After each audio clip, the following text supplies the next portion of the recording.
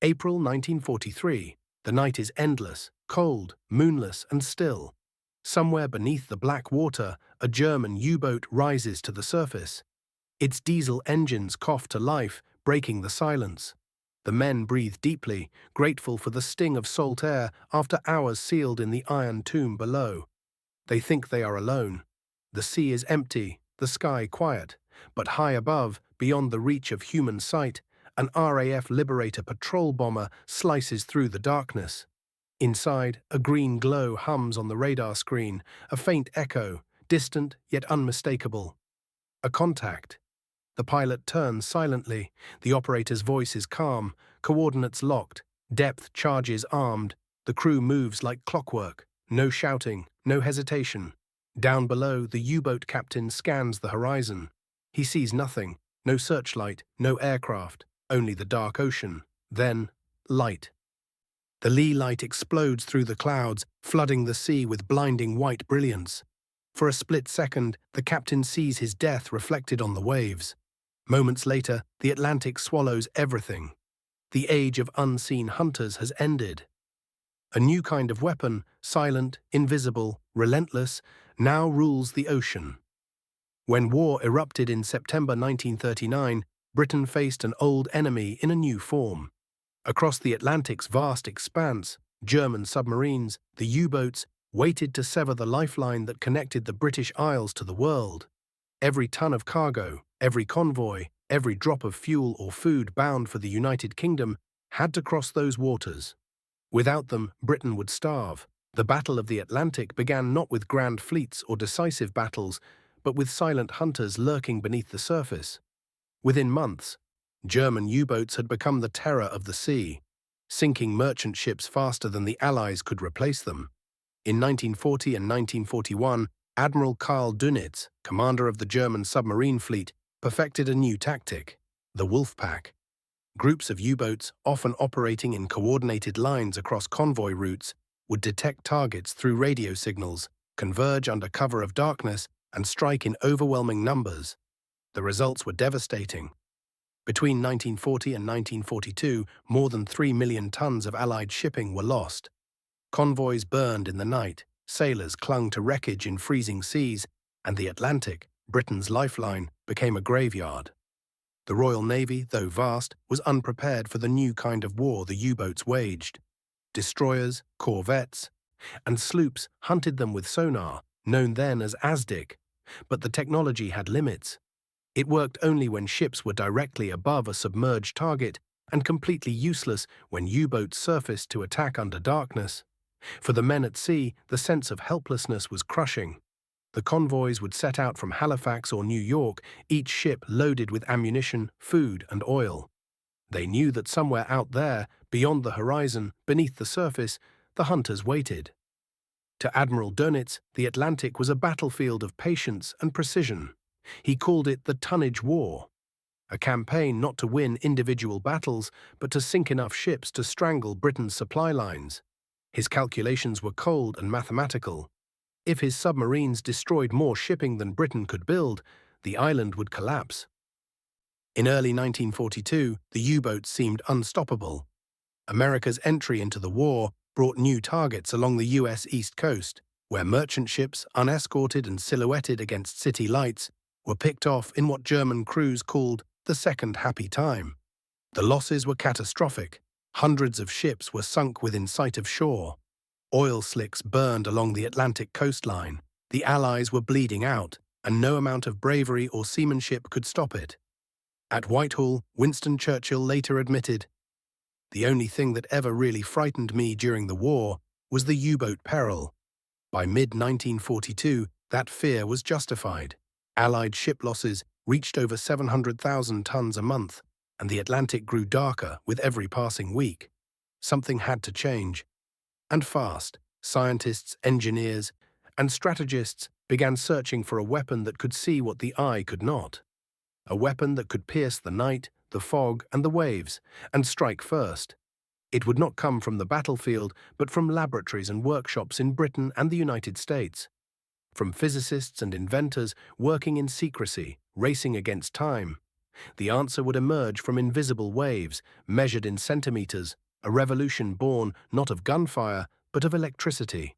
A weapon that could make the invisible visible, a weapon that would end the terror of the wolfpacks once and for all. By late 1942, the tide of war in the Atlantic was reaching its breaking point. Allied commanders faced a grim equation. Each month, more ships were sunk than built, and each convoy that left port was a gamble with death. The U-boats, now numbering more than 300 active vessels, hunted the seas from Greenland to West Africa. Their dominance seemed absolute, yet behind closed doors, the Allies were preparing a counterattack unlike anything the oceans had ever seen. One born from science, secrecy, and sheer desperation. In small laboratories scattered across Britain, a handful of physicists and engineers worked day and night on a technology that most naval officers barely understood. It was called radar, radio detection and ranging. Early versions of radar had already been used for air defense during the Battle of Britain, detecting incoming Luftwaffe bombers. But over the sea, radar faced new challenges.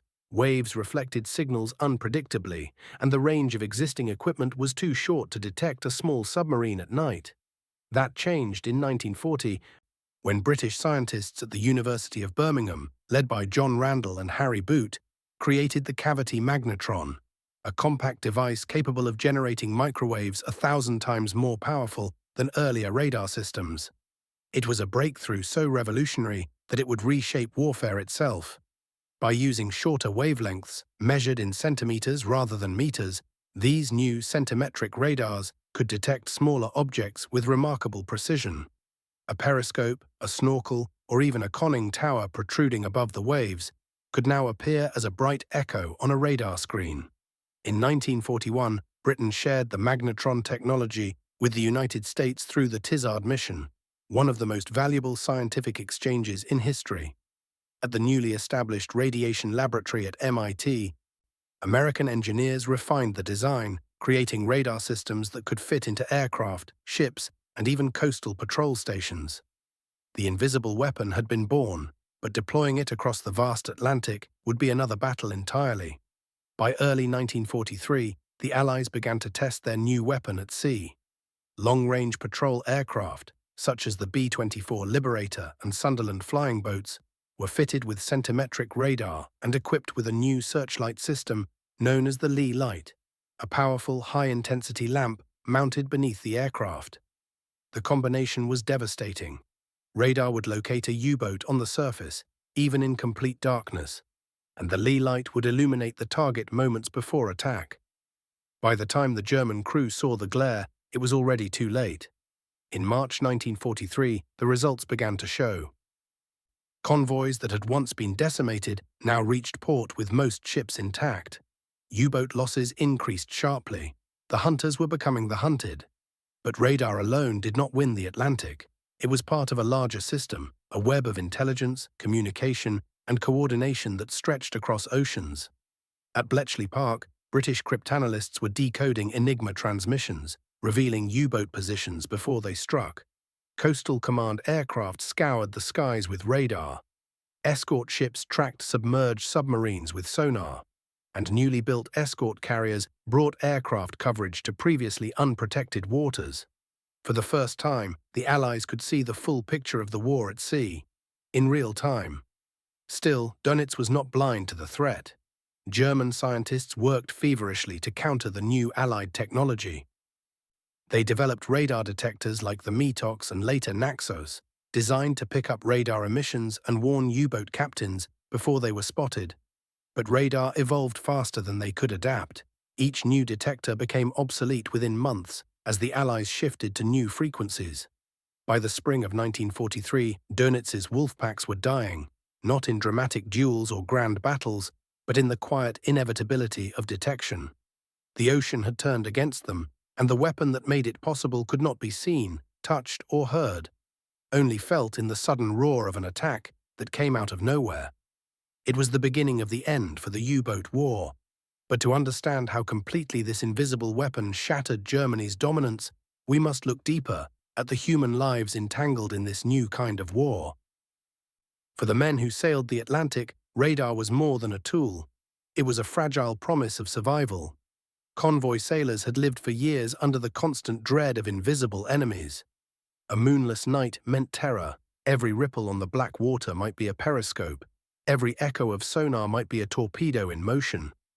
But when the first radar-equipped escorts joined their convoys, something changed. For the first time, there was a sense of watchful confidence that the darkness no longer belonged solely to the U-boats.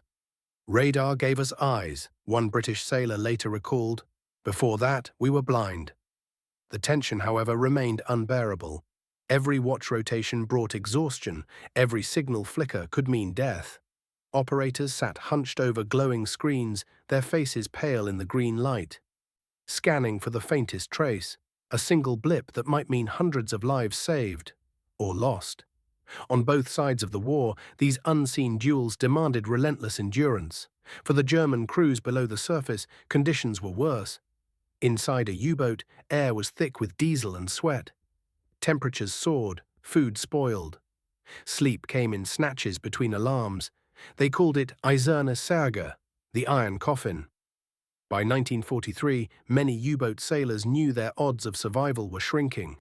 Radar-equipped aircraft attacked without warning, often before a submarine could dive. A periscope might break the surface for only seconds before being spotted. Still, they fought on, trapped in a cycle of fear, courage, and inevitability. When an Allied radar screen pulsed with a contact, the hunter's heart raced. When a U-boat crew heard the whine of aircraft engines overhead, theirs stopped. This was no longer a contest of sight or speed. It was a contest of who could remain unseen the longest. And radar had erased that balance. Before radar, the night belonged to the Germans. U-boats surfaced under cover of darkness to recharge batteries and strike convoys undetected. Their silhouette blended with the waves, their diesel engines echoed like distant thunder. But with centimetric radar, the Allies turned the night into a trap. Aircraft patrolling thousands of square miles could now sweep the Black Ocean and catch submarines in mid-surface. Within seconds of detection, flares lit the sky and depth charges thundered into the sea. For the first time, the U-boats were not the predators, they were the prey. Radar didn't just protect convoys, it changed how the Allies fought. Escort commanders began to trust the unseen, tracking radar blips instead of visual sightings. Convoy routes were adjusted dynamically as radar data revealed enemy concentrations. Each engagement became a silent game of anticipation. A blip appeared on the screen, orders snapped across the bridge, engines roared to full. Within minutes, sonar pings echoed across the water, the dance of technology and instinct that defined modern naval warfare. For Dönitz's wolfpacks, this shift was devastating. Their primary strategy, surface coordination, was now suicidal.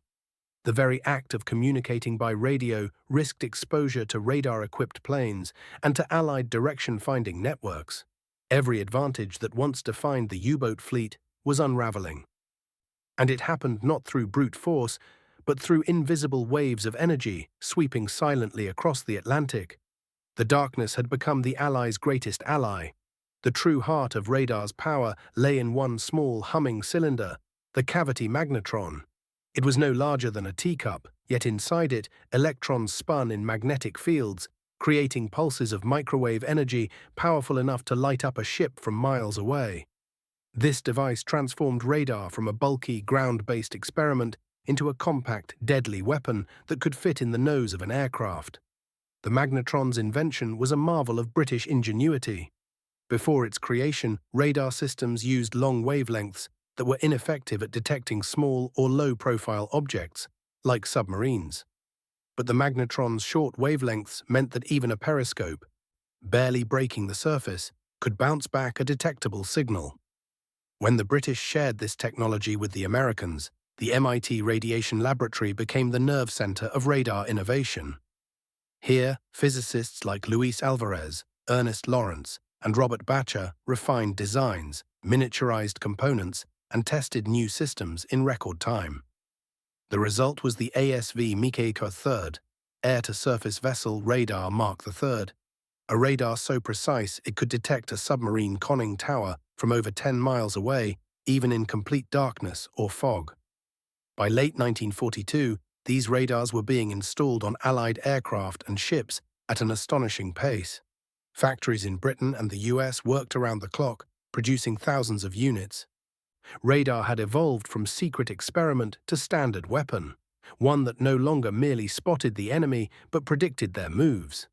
It was technology as strategy, and it gave the Allies something the Axis never fully matched: situational dominance.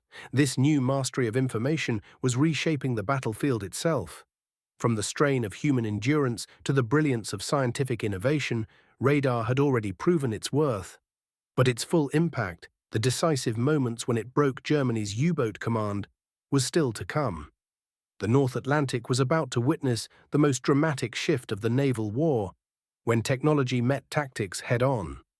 Admiral Dönitz had built his reputation, and Germany's submarine fleet, on precision, discipline, and faith in stealth. To him, the ocean was a chessboard. His U-boats, silent knights, his wolfpacks, coordinated through radio, could overwhelm convoys faster than they could scatter. But by mid-1943, that faith began to crack. Reports from the front were grim. Submarines were vanishing without trace. Convoys once easy to strike were turning into traps. Aircraft appeared out of nowhere in the dead of night. Something unseen had shifted. At first, Dönitz believed it was espionage, that the Allies had cracked Enigma again. He changed codes. He ordered tighter radio discipline. Still, the losses continued. Then came the discovery. Survivors from downed aircraft spoke of radar. At first dismissed as exaggerated, the reports became undeniable. Captured Allied equipment confirmed it. The enemy had eyes in the dark. Dönitz responded with urgency. He ordered the installation of METOX, a crude radar warning receiver. It detected early Allied radar emissions and warned U-boats to dive. For a few months, it worked. Crews began to believe they had regained their edge, but the Allies were already a step ahead. The introduction of centimetric radar rendered METOX useless. Its wavelength was too short to be detected. U-boats that surfaced with confidence were suddenly obliterated, sometimes within minutes. Dönitz, once a master of control, found himself reacting to a war he could no longer predict. He famously wrote in frustration, "The enemy sees us, but we do not see him. He hunts us while we grope blindly in the dark." For a commander who once ruled the Atlantic, it was the beginning of a slow, relentless defeat, not by superior numbers, but by superior understanding of physics. The Kriegsmarine tried everything to adapt.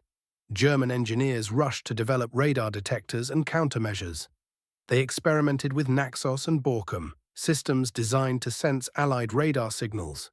New snorkel devices were introduced, allowing submarines to run their engines underwater while keeping a low profile. But every countermeasure came too late. By the time Naxos entered service, the Allies had already refined radar frequencies again. By the time snorkels became common, aircraft patrols covered every major convoy route. The U-boats' traditional hunting grounds, the North Atlantic, the Bay of Biscay, the Arctic routes, had become killing zones. Even when German scientists succeeded in building few MB detectors or Schornsteinfeger devices, production shortages and Allied bombing of industrial centers meant few ever reached the front. The Kriegsmarine was trapped in a race it could not win. Its submarines were technological marvels of their time, yet designed for a form of warfare that radar had made obsolete. The Allies' radar, sonar, and air superiority had compressed the once vast Atlantic battlefield into a space where nowhere was safe. Every surfaced U-boat left a digital echo. Every transmission revealed its position. Every hour spent above water risked annihilation. This wasn't just defeat, it was suffocation. Dönitz's once proud armada of 300 submarines had become a fleet of hunted shadows. Innovation had turned from salvation into desperation. While radar scanned the oceans, another invisible weapon worked in silence: intelligence. The Allies' Y-service and ultra-decrypts from Bletchley Park complemented radar perfectly.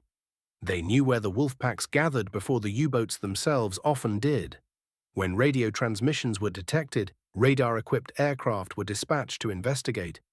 This coordination between intelligence and radar created a form of real-time warfare unseen before, a data-driven battlefield decades ahead of its time. Every U-boat contact, every sighting, every frequency logged became a thread in a growing web of information. By combining radar sweeps with direction-finding stations across Britain and Canada, the Allies could triangulate enemy locations with astonishing accuracy. It wasn't luck or coincidence that Allied aircraft seemed to appear from nowhere. It was precision mathematics, the invisible alliance between radar operators and codebreakers. The Germans, unaware of how deeply their operations were compromised, believed Allied technology was almost supernatural. Some commanders speculated that the British had invented a death beam, or a new type of detector that could see through the sea itself. In truth, the miracle was coordination.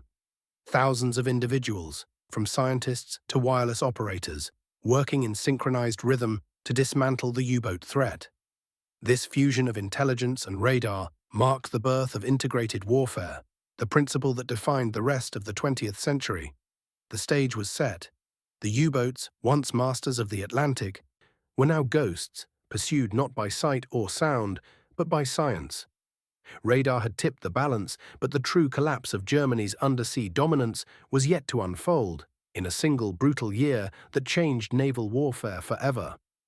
The year everything changed, 1943. The turning point came in the spring of 1943, the moment when radar, intelligence, and sheer persistence converged to shatter the myth of German invincibility beneath the Atlantic waves. For nearly 4 years, Dönitz's U-boats had been the terror of Allied shipping. Convoys burned across the ocean, thousands of sailors were lost. Britain's survival had hung by a thread.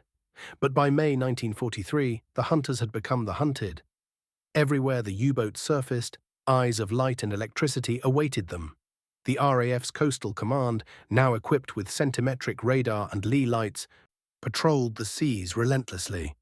The long-range B-24 Liberator aircraft, carrying radar sets, could fly farther and longer than any German plane. There was no refuge, not even in mid-ocean, once called the Black Pit, beyond the range of air cover. In the early months of 1943, radar-equipped planes began to close that gap. Where once convoys had faced unbroken darkness, now aircraft circled constantly, guided by invisible sweeps of energy. It was here that the destruction of the U-boat fleet reached its peak. The Atlantic battles of Convoy ONS-5. In April 1943, Convoy ONS-5, consisting of 43 merchant ships escorted by destroyers and corvettes, set out from Liverpool bound for Halifax. Waiting for them were over 50 German U-boats, a massive coordinated wolfpack. For days the battle raged through fog, snow and storm. At first, the U-boats struck hard, sinking several ships in rapid succession. But this time, the escorts fought back with new weapons. Radar picked up approaching submarines long before they reached torpedo range. Depth charges, guided by sonar and radar sightings, exploded with terrifying precision. When the weather cleared, Allied aircraft joined the fray. Radar allowed them to locate surfacing submarines through the mist, striking before the Germans could submerge.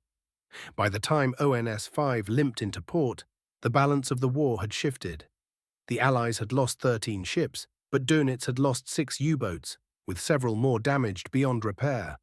The numbers told the story. For the first time, the U-boats had suffered higher losses than the convoys they attacked. The morale of the Kriegsmarine began to crumble.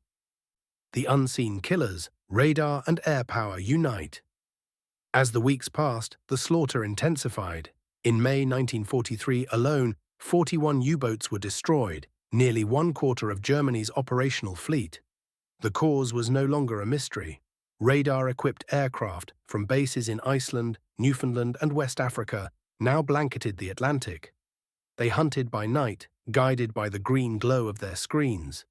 A faint contact, a moving blip, might mean a submarine running on the surface.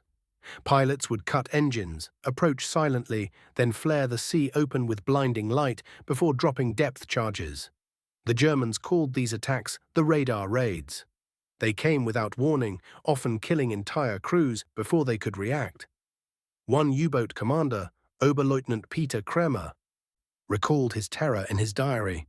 "We had been at sea for only 2 hours when the plane found us. We never saw it coming. One moment, Silence, the next, explosions and fire. How could they see us in darkness and fog?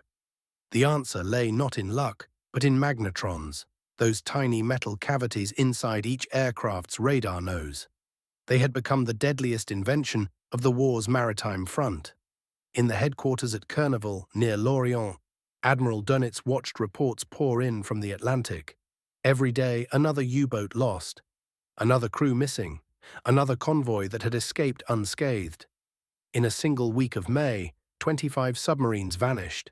The mathematics were unbearable. Each U-boat took nearly a year to build, crewed by 40 to 50 men. Each loss was not just material, it was personal. Dönitz, once confident and defiant, finally issued an order that marked the symbolic collapse of his campaign. On May 24, 1943, he withdrew the remaining U-boats from the North Atlantic. The Battle of the Atlantic, the longest continuous military campaign of World War II, had reached its turning point. Radar had done what convoys, escorts, and codebreakers alone could not. It stripped the German fleet of its invisibility. The hunters could now be seen before they struck, and once seen, they rarely survived. The birth of the modern naval war. This shift wasn't just a tactical success, it redefined naval warfare forever. For the first time, victory didn't come from the biggest guns or fastest ships, but from unseen signals, information that traveled faster than any torpedo. Radar, sonar, and intelligence merged into a single network of awareness that turned chaos into coordination. It was the dawn of the electronic battlefield, and it began here, in the cold waters of the North Atlantic. The German Navy would continue to fight, deploying new submarines and desperate countermeasures. But after May 1943, the outcome was already written. The tide had turned, not with explosions, but with waves of invisible energy pulsing through the dark. And the story of that collapse would only grow more tragic as Germany tried to reclaim what it had already lost beneath the radar's silent gaze. Operation Derange, the desperate counter-offensive.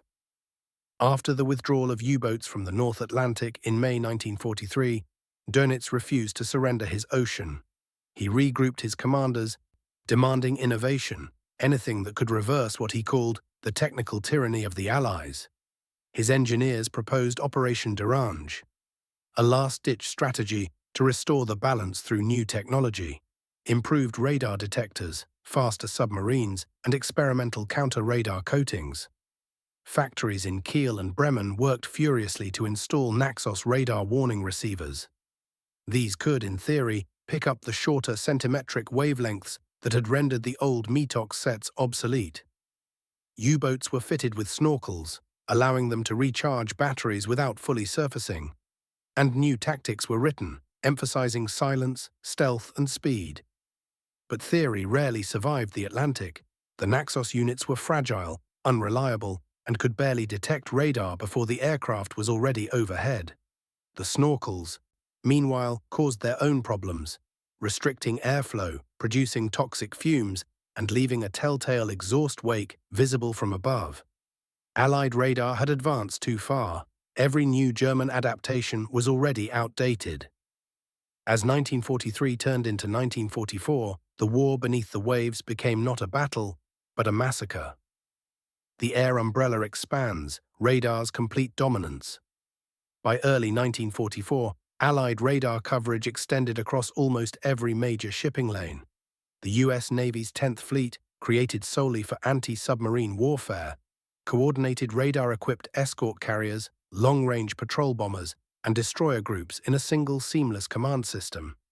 Aircraft like the consolidated B-24 Liberator, fitted with the powerful ASV Mk3 radar, now flew continuous patrols from Newfoundland to Gibraltar. Each radar sweep could detect a surfaced submarine within seconds, sometimes before the German crew even finished raising their periscope. To counter this, U-boats were forced to dive for nearly their entire patrol duration. But underwater, their endurance was limited. Batteries drained quickly, air grew foul, and the claustrophobic silence gnawed at morale. Some submarines would go days without surfacing, emerging only at night, only for minutes, and even then, radar found them. A single brief transmission could doom them. Allied direction-finding stations across the Atlantic triangulated every radio signal. Within hours, radar-equipped aircraft were dispatched to investigate. Even when weather turned bad, centimetric radar cut through fog, storm, and darkness alike. The Atlantic, once vast, unknowable, and wild, had become transparent. The German crews began calling it Die Glasene See, the Glass Sea. Nothing could hide beneath it anymore. The hunt for U-boat 595, the symbol of a lost war. On November 14, 1943, U-595, commanded by Oberleutnant Justus Kretschmer, surfaced near Oran, North Africa. The night was calm, the sea dark. For weeks, Kretschmer's crew had been stalked, hunted by Allied aircraft that appeared and vanished like phantoms. At 02:30, as the crew recharged their batteries, a Liberator bomber from No. 179 Squadron picked up a faint radar echo, a small rhythmic pulse that didn't belong to the waves. Within minutes, the bomber descended. Searchlights ignited the sea like daylight. Depth charges fell in rapid succession. The first blast crippled the rudder, the second ruptured the hull. Within moments, U-595 was dead in the water. Kretschmer ordered his men to abandon ship. The submarine slipped beneath the waves, one more iron coffin claimed by the invisible weapon that no torpedo could destroy. For the Allies, it was another victory. For the Germans, it was another signal of futility, another reminder that no courage could outwit radar. Between August 1943 and January 1944, the Kriegsmarine lost over 120 U-boats, an entire generation of sailors extinguished, not by fleets or fortresses, but by technology. The shift to the Type Versions, too late for redemption.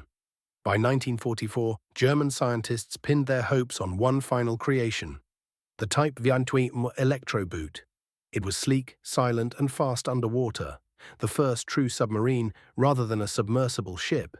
It could travel submerged for days, beyond the reach of radar and air patrols. But the dream came too late. Allied bombing crippled production. Shipyards were in ruins, materials were scarce, and crews were barely trained. Of the hundreds planned, only a handful ever reached operational readiness before the war ended. Even those that did sail, like U-2511 under Adalbert Schnee, never fired a shot in anger. Radar and air power had already neutralized their ocean. The technological revolution that could have saved the U-boat force had been born years too late, the child of desperation rather than dominance. May 1945, the final silence. As Germany collapsed, the once feared U-boat fleet received its final order, Operation Regenbogen, the scuttling of their own submarines to prevent capture. In harbors from Norway to France, sailors opened valves, flooded compartments, and watched their steel giants sink into the black water. More than 200 submarines were deliberately destroyed by their own crews. When the war ended, the Atlantic fell silent. The pings of sonar faded, the radar screens dimmed. The unseen war, fought in storms, darkness, and depth, had ended not with surrender, but with the quiet drowning of a dream. Radar had not just changed tactics, it had rewritten the laws of survival at sea. The Battle of the Atlantic, once dominated by stealth, courage, and chance, had become a war of science, and in science, emotion offers no mercy. The defeat of the U-boats marked the end of Germany's maritime supremacy and the dawn of a new age, where information, not invisibility, ruled the ocean. But victory came at a cost, one written in blood and silence across the depths of the Atlantic. The aftermath would reveal just how deeply radar had reshaped the balance of global power. When the guns finally fell silent in 1945, the Atlantic was a graveyard. Beneath its rolling waves lay the twisted remains of over 780 German U-boats scattered from the Bay of Biscay to the Arctic Circle. Most rested where they fell, torn apart by depth charges or firebombs, their steel hulls rusting into ghosts. Others had been scuttled by their own hands in one final act of defiance, as per Operation Regenbogen.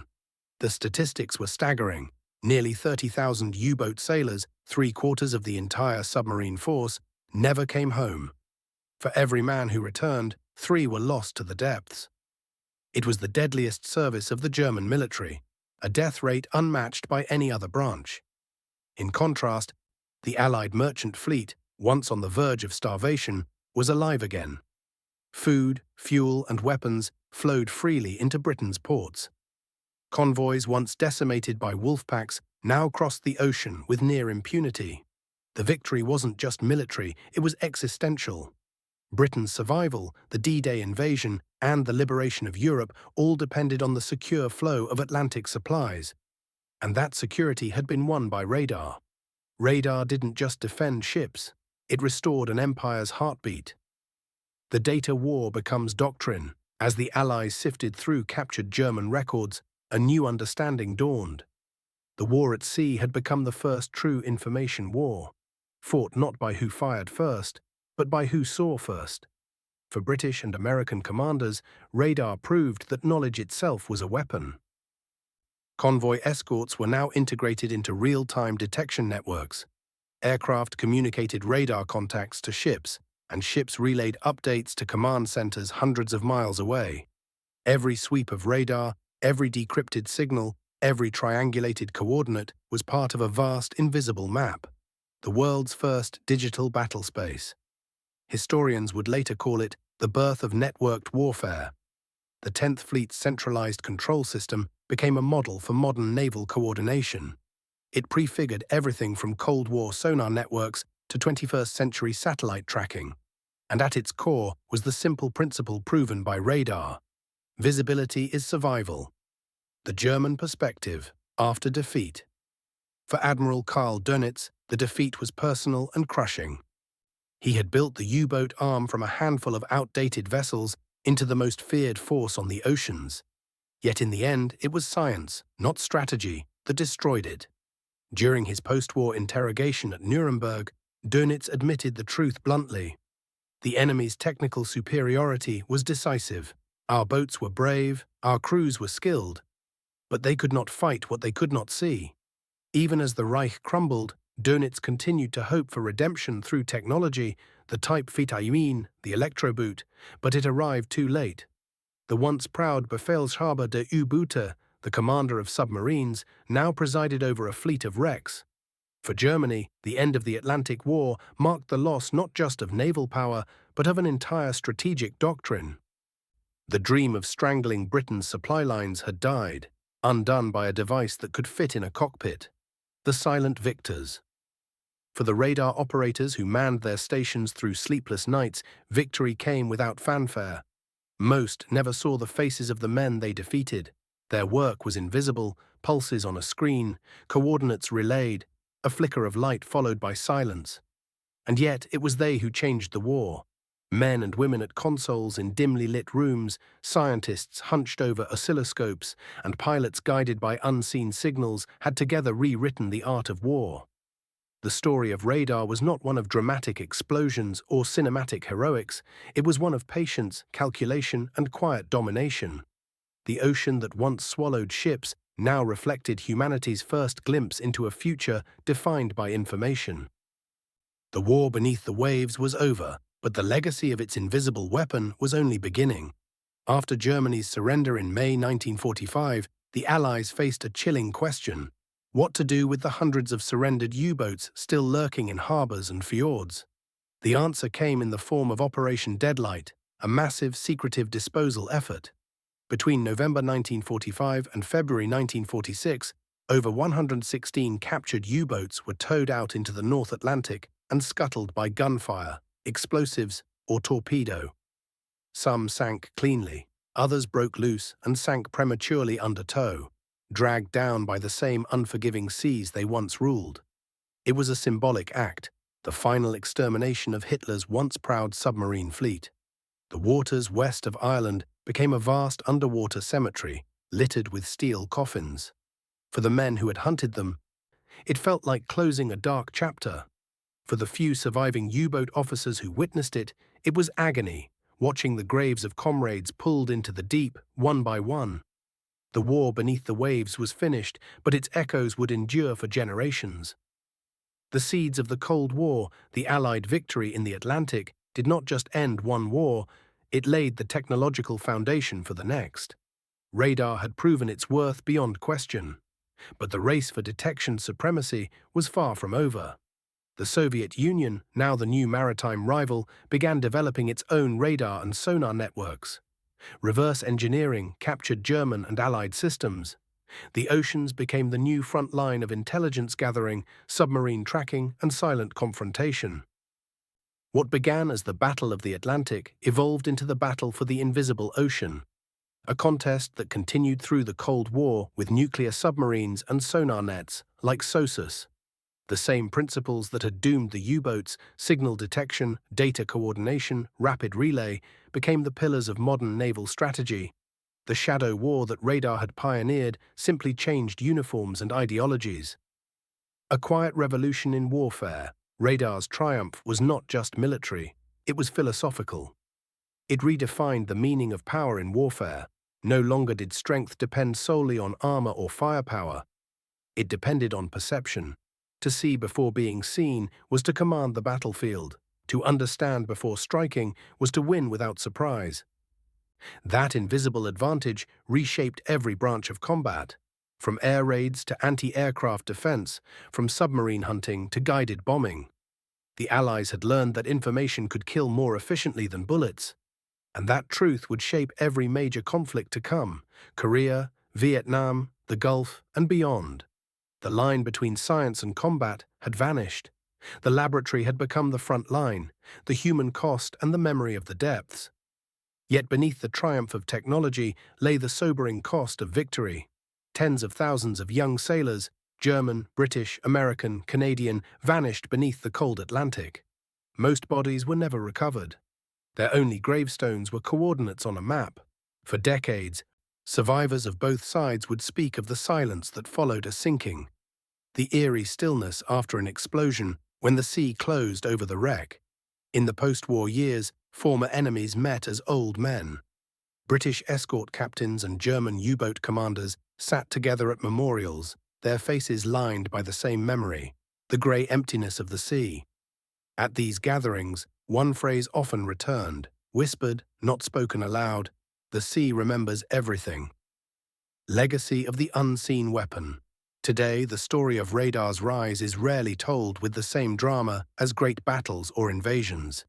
Yet it was radar, that silent, unseen weapon, that shattered Germany's U-boat dominance and secured the lifeline of the free world.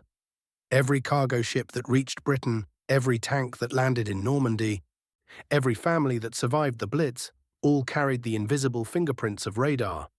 It was the first time in human history that waves of light decided the fate of nations.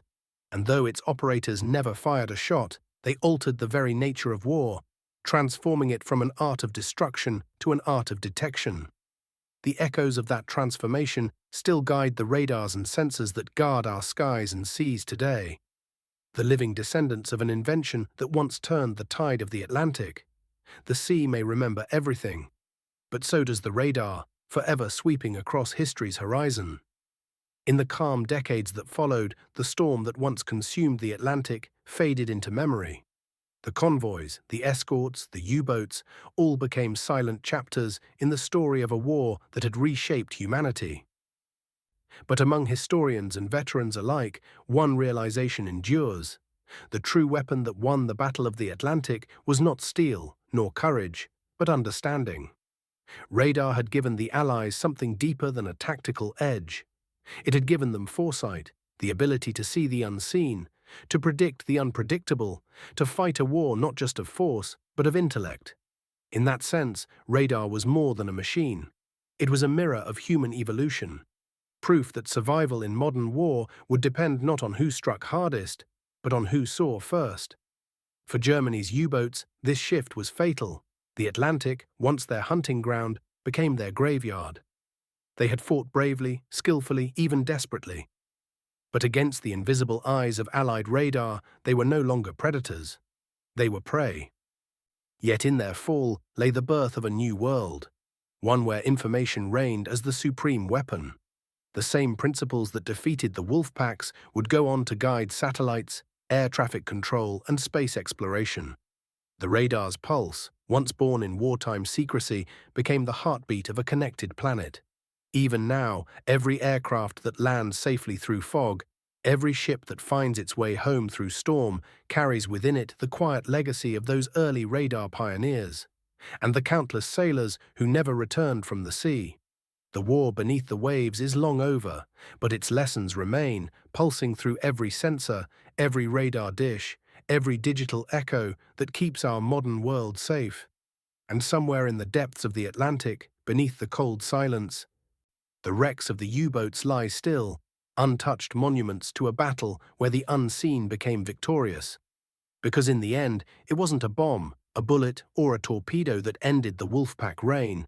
It was a beam of light, unseen, relentless, and precise, that forever changed the art of war.